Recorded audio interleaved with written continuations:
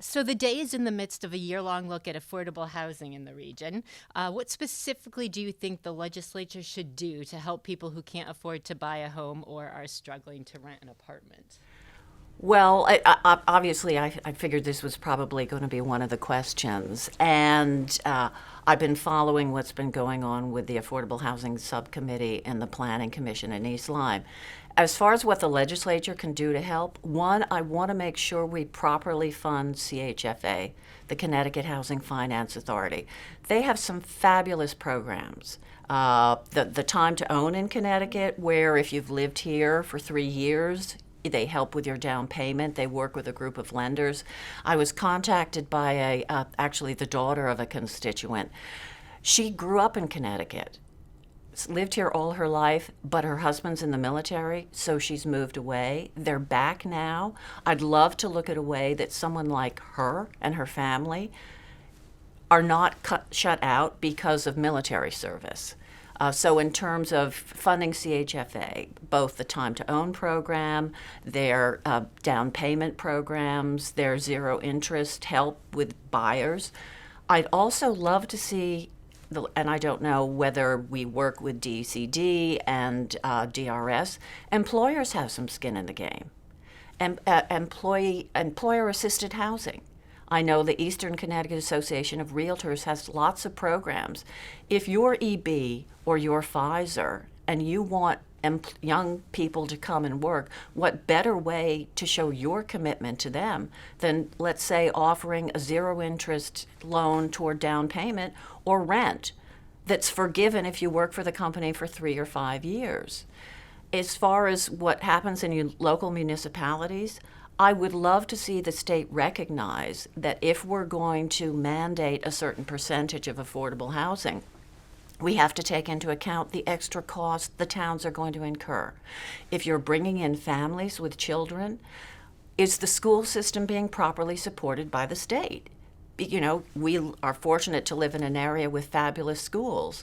When you see an affordable housing development proposed, again, as I speak to our superintendents on a regular basis, what is that going to mean for enrollment? Well, if that's going to increase the number of children and you need more staff, how is the state going to help the town or municipality pay for it? Indeed, when we look at an area like Oswegatchie Hills in East Lyme, which has been a bone of contention for so long, what's happening in terms of this water and sewer infrastructure? If you're going to say now that you put that affordable housing component in, that you can build 700 units, what does the town do when you have limited water and sewer capacity? And again, the fact that developers, and we need affordable housing because we want Connecticut to be the kind of state that you can live and work in and raise a family, that affordable housing piece so often overcomes environmental problem. If you have that in it, apart from public safety and public health, you have carte blanche to develop what you want because you put that affordable housing piece in. I also think I was delighted to see that there's funding for remediation for a lot of the units that could be made much better. And again, getting to the affordability piece, that now you can do real energy retrofits if you've remediated the lead and the mold. So I think, this is a long way of saying I think the legislature has a role to play, but I also think they need to partner with local towns and recognize a blanket approach, or you have to do it this way approach, without taking into account all the costs and helping municipalities reach that goal and make affordable housing available to more people is a fool's errand. It has to be a collaboration. And again, as I say, I'd love to, if you bring CBIA in here, how would you feel about working with your members so that they can help people live and work in their communities? Because as I say, I do believe employers should have some skin in the game as well. Okay. Connecticut recently enacted a law designed to provide safeguards against lawsuits for out-of-state patients seeking abortions in the state and any provider who helps them. Do you support efforts to make Connecticut such a safe haven? Yes, I do. And to be honest, I would have 100% supported that as the bill. What concerned me with the piece about APRNs and midwives, you have a driver's license, correct? Let's say tomorrow DMV and DOT said to you, okay, you've got a CDL license now. We're not going to tell you how many hours you have to practice. We're not going to tell you how you have to train, but we're going to give you a CDL license. And in the discussions on Connecticut providing that safe haven, no one talks about the fact that for many in the Black and Puerto Rican caucus, that bill was also problematic. When you have arguably the two most powerful African American women in the state legislature, Robin Porter and Tony Walker, voting against that bill for that reason. So I have three stepdaughters and 3 granddaughters. I cannot imagine having them be the victim of rape or incest, or be in a situation where they just can't handle a baby. So I think Connecticut needs to remain a place where a woman can make the choice she needs to. On the other hand, I do find it problematic that if you have a 13-year-old daughter, she could go, if she's in a classroom, her teacher couldn't give her a Tylenol, couldn't give her sunscreen to apply, but could take her for an abortion without you as her mom knowing. So I think in this discussion, it's very hard not to see both sides. But in terms of, absolutely, if you come to this state and you have a medical procedure that's legal here, you should not be prosecuted, nor should the doctor who provides care be prosecuted. And to be honest, in all these conversations about abortion, where's the talk about male responsibility? I have 2 sons. When my late husband was alive and he sat down with them and he said, okay, guys, I know what you're like. If you're going to have intercourse with a girl, you have to remember every single time you have the potential to make a baby. And she is either going to say, I can't do this, and you're going to be with her to support her while she makes the choice not to carry that child to term, or she wants that baby. You are responsible for that child for 18 years. So I would love to see a conversation like that. This shouldn't just be a woman's issue. What about our young men? Let's teach them that they too, let's face it takes 2 to tango here. So I think, yes, a woman who comes to Connecticut to terminate a pregnancy under conditions that are legal under Connecticut law, she should not be prosecuted, the doctor should not be prosecuted. But we should also do everything in our power to support those women who want to carry their baby to term and make Connecticut affordable. We were fortunate in being able to put much more money in the Care for Kids program to provide affordable child care, and surround a woman, no matter what her choice is, with the love she needs to lead the kind of life she and her family want to live. Okay. The state's surplus has grown to over $4 billion. Do you support the decision to use some of that to lower the state's pension debt, or do you think more should be returned to the taxpayer? I think we can do both. And I think, as we mentioned before we came on the air, the Connecticut Republicans contract with Connecticut. And part of that is returning money to the taxpayers. Because of the bipartisan budget in 2017, where we actually set up good fiscal controls, we have a bonding cap to keep us from putting too much money on the state credit card.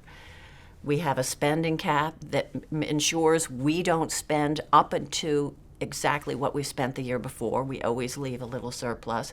And we have that volatility cap, which says once estimates and finals, the kind of money we get from capital gains, really the sort of Fairfield County taxpayers exceeds $3 billion, and we fill up our rainy day fund, we have to pay down the pension debt.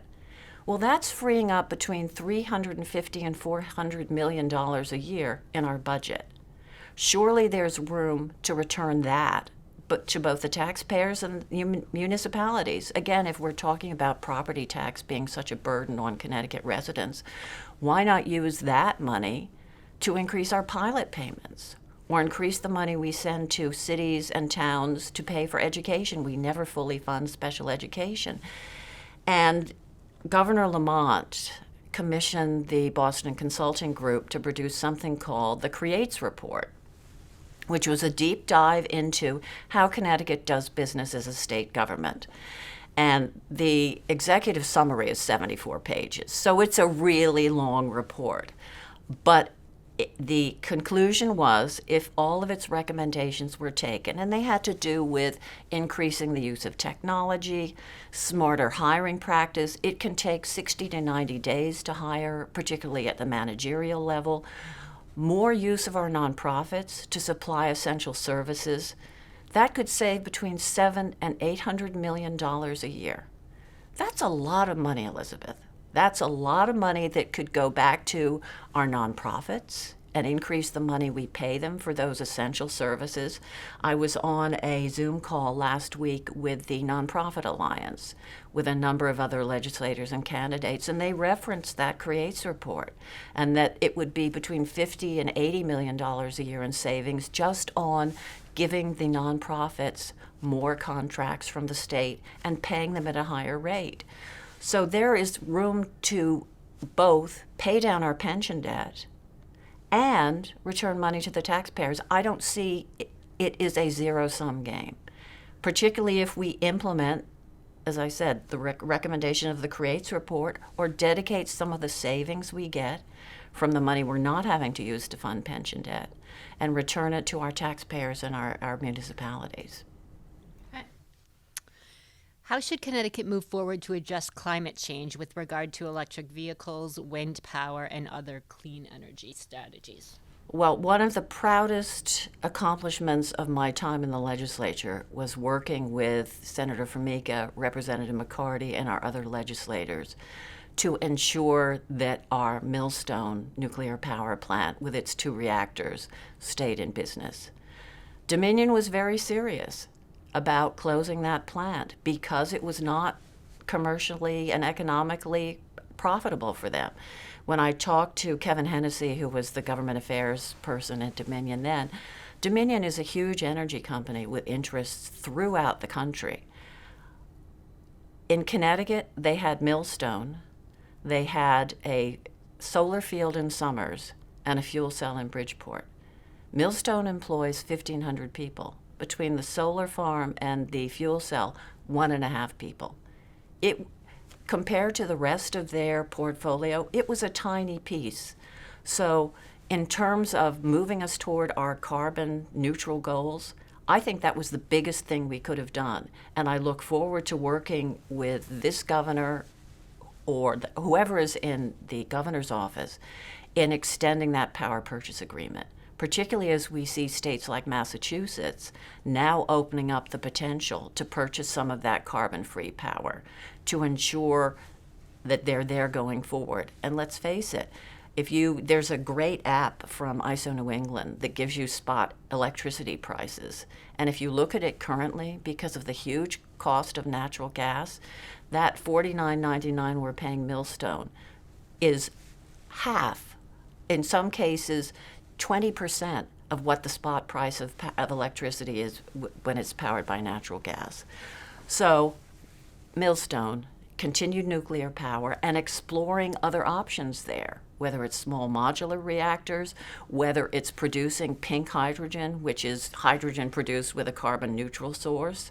I know the fuel cell company in Danbury and Dominion applied for a pilot program with DEEP. They didn't get it, but to produce pink hydrogen. As we look at the transportation sector, battery-powered semis don't cut it. You'd have to have twice the weight in terms of the battery of the cargo you could have. So hydrogen fuel cells or hydrogen as a fuel are a great way to decarbonize our heavy transportation sector and our heavy manufacturing. As far as electric vehicles are concerned, I want to make sure that if we're going to mandate that, our residents can afford it. The average price of an EV is $63,000. The average time a person keeps a car now is close to 12 years because they've gotten so expensive. So if we're going to tell people that the only thing you can buy is an electric vehicle, how are they going to afford it? We could achieve 40% of our carbon neutral goals simply through energy efficiency.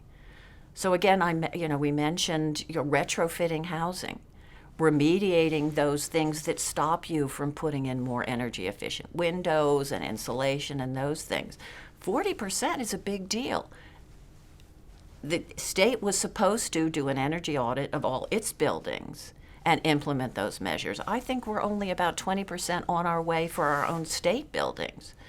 So there's a lot that can be done with existing technology. And again, lithium-ion batteries, we get that lithium, we get the cobalt, we get so many of the rare minerals that have to go into electric vehicles from hostile foreign powers.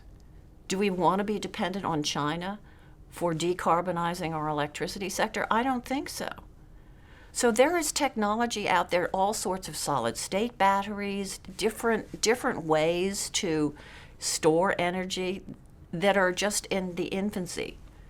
With regard to wind power, absolutely. But how are we going to build out the transmission grid to build in that wind power and to store that wind power when we're putting an excess into the system? That's the problem they have in the Midwest. At times, you have to pay. You don't get money to put your electricity into the system. You have to pay because it's oversubscribed, as we see in California with the solar panels. Because you don't have long-term industrial scale storage, you're producing a ton of solar power, but the sun goes down and you need it, and you don't have commercially and economically viable storage.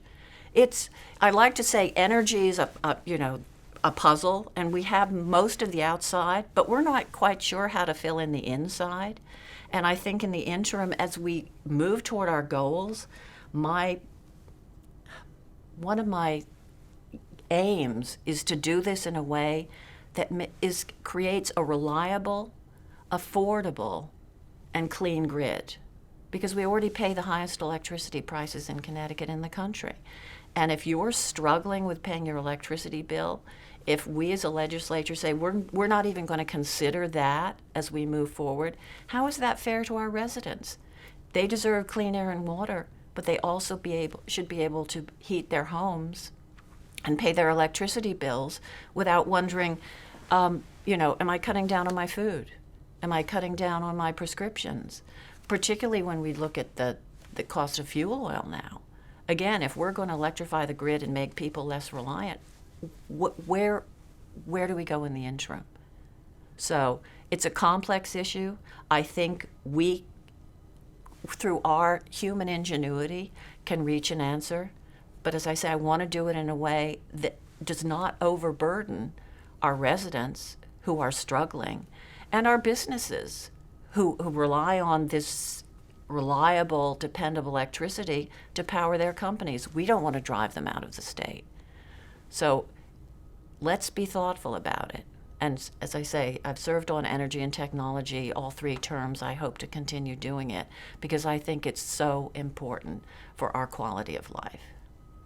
Okay.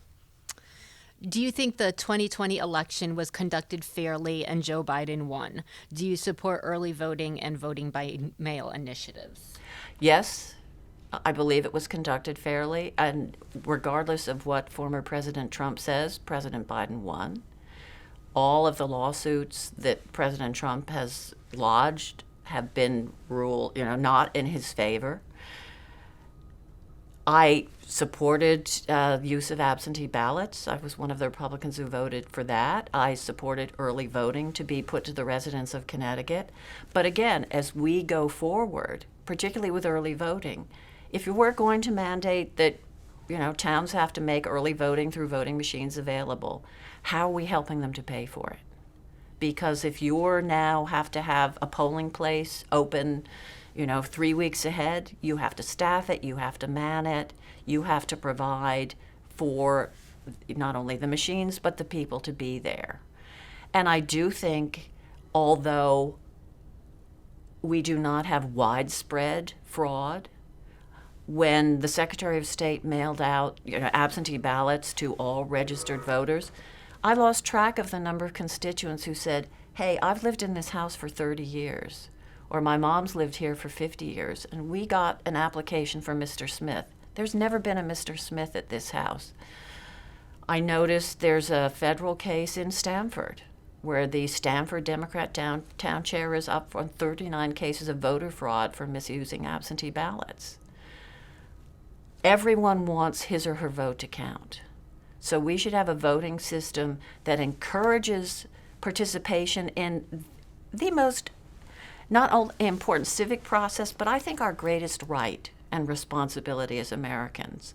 When my boys were old enough to vote, both Ian and my late husband said, people have died and continue to die around the world for this right. Make sure you exercise it, because it's very precious, and we want to make sure that you don't take it for granted. Ian was a citizen of the UK, and the minute he could, he came over here with a green card, and the minute he could, he got his U.S. citizenship because he was so proud to be in this country. But it's a privilege that we need to respect. We need to ensure elections are conducted fairly. I'm looking around at my local towns. I have no doubt that my town clerks and my registrars work incredibly hard to ensure our elections are fair. And every vote matters. If you've been following the I believe it's 127th district race in Bridgeport, so Representative Jack Hennessy, with whom I've served, is in a primary with another Bridgeport Democrat. I believe Mr. Brown won the first with 7 votes because it was so close. There was a recount. Representative Hennessy won the next one with 3. It was contested. There was a hand recount, and between the first and second recount, 9 absentee ballots disappeared. By the second recount, they had been found. And long story short, it still has not been resolved. So the voters in Bridgeport are going to be receiving an absentee ballot that has the Republican candidate and Democrat written on with a note from the Secretary of State. That's not the right way to run an election, Elizabeth. So we need to make sure that we have the mechanisms in place, that everybody's vote counts, that we make it a transparent and straightforward process for people to vote, and for them to make sure that their votes are properly tallied and accounted for. Because as I say, every vote matters. And it's not just local elections. I know when Ed Munster ran against Sam Gadenson, I believe one of the margins was just over 20 votes. And they were both sent to Washington, D.C. for freshman orientation while the recount played out. Because voting is precious, voting is important, and we have to make sure that every vote is properly tallied and counted so we don't disenfranchise anybody. Okay. And the last question. You referenced the Oswegatchie Hills development saga. Yeah. How do you see that ending? Do you think the land should be preserved? And if so, how? I know Paul Formica this year requested $10 million in bonding. So how do you see that whole thing going? I hope it can be preserved, because I do think you don't get pristine land back.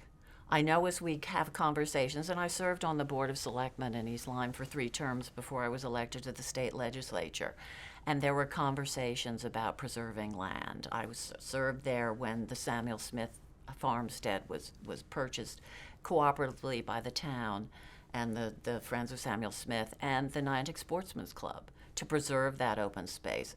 But very often we mention the town's decision to buy the McCook property.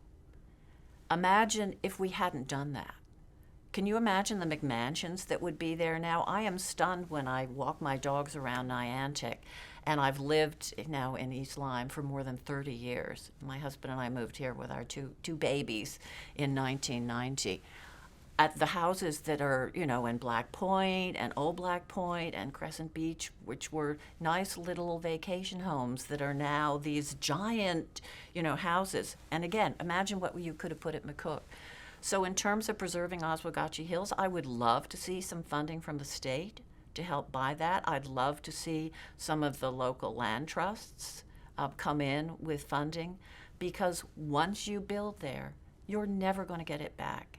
And when you see where it's located, what we know about runoff, in my other job as executive director of the Niantic Children's Museum, we have a number of items called enviroscapes. And basically, they're three-dimensional depictions of it's a marsh or a river estuary, and it explains water flow.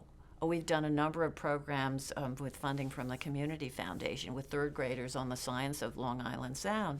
So you have this table, and it's permeable, and it shows houses and ponds, and you put in some soy sauce, and it runs out, and you see how it this is how pollution goes into Niantic Bay and into the Sound. If you have 700 apartments up there, we mentioned constraints on water and sewer systems, but now you're putting permeable surface on. You're parking cars. Those cars, even the best cars, are leaking fluids. You have tires being degraded. And we mentioned EVs before. Because they're so heavy, you get a lot more particulate pollution from EVs. But now you put all of this at the top of the Niantic Bay watershed. What does that do in terms of the pollution that then ends up in Niantic Bay and in the Sound? So I hope we can preserve it. We were able to preserve the Darrow Pond property, and now the town is working on passive recreation uses for there. I think that's wonderful. Less than 4% of East Lyme is zoned commercial. We are blessed with an incredible richness. The other thing I would love to see, and I actually was approached by someone from the East Lyme Public Trust, we have an unused men's prison in Niantic. Gates has been closed. If we're not going to reopen those prisons, I think the state should look at giving that land back to the town. Maybe you redevelop that with affordable housing. You already have a building. Repurpose that, and you have some beautiful, pristine land around it. That's been taken off the tax rolls. That belongs to the state. It's not being used. Why aren't we doing more as a state, where we have closed facilities, to return that land to the municipalities and let them use it in a productive manner, whether it's open space, whether it's affordable housing? It occurs to me you could solve a lot of problems by, again, being open to these kind of ideas that involve public-private partnerships, state-municipal partnerships.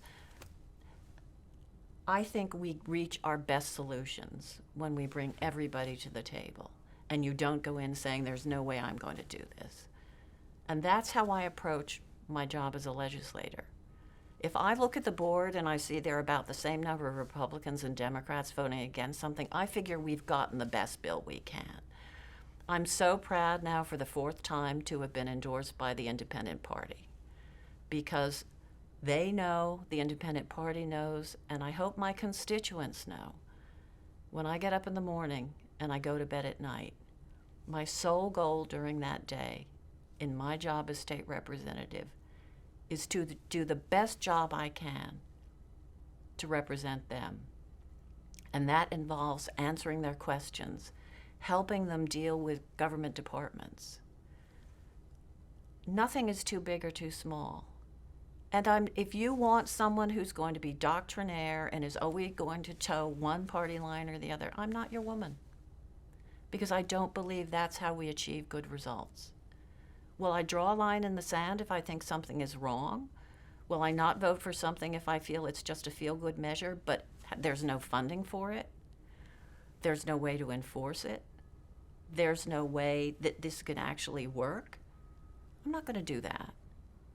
On the other hand, I will always discuss my decisions with the voters. I will always explain I'm driven by policy. I'm not driven by ad hominem attacks. I won't play that game. And to be frank, You know, sometimes my family have asked me why I do this. I had a death threat this year for the first time. It gets hard. But I genuinely believe that what I'm doing is important. I derive so much pleasure. I worked at the Oyster Fest on Saturday for 12 hours. And it was wonderful to have people come up to me and say, you know, I really respect what you're doing. You know, you're my voice. And let's face it, sometimes we need somebody to go to bat for us. Whether it's trying to get your unemployment from the Department of Labor, or like I helped a local business owner who applied for a loan from DUCD and never received it, yet received a demand for the money. And then I was able to get there. I'm here to help. I work my tail off. I don't think there's ever been another representative in the 37th District who's been more present in my towns of East Lyme and Salem, and I hope Montville. And I would be so honored to go back and serve the people of my district again, because I'm committed to them. I've lived here for 30 years. I'm not going anywhere.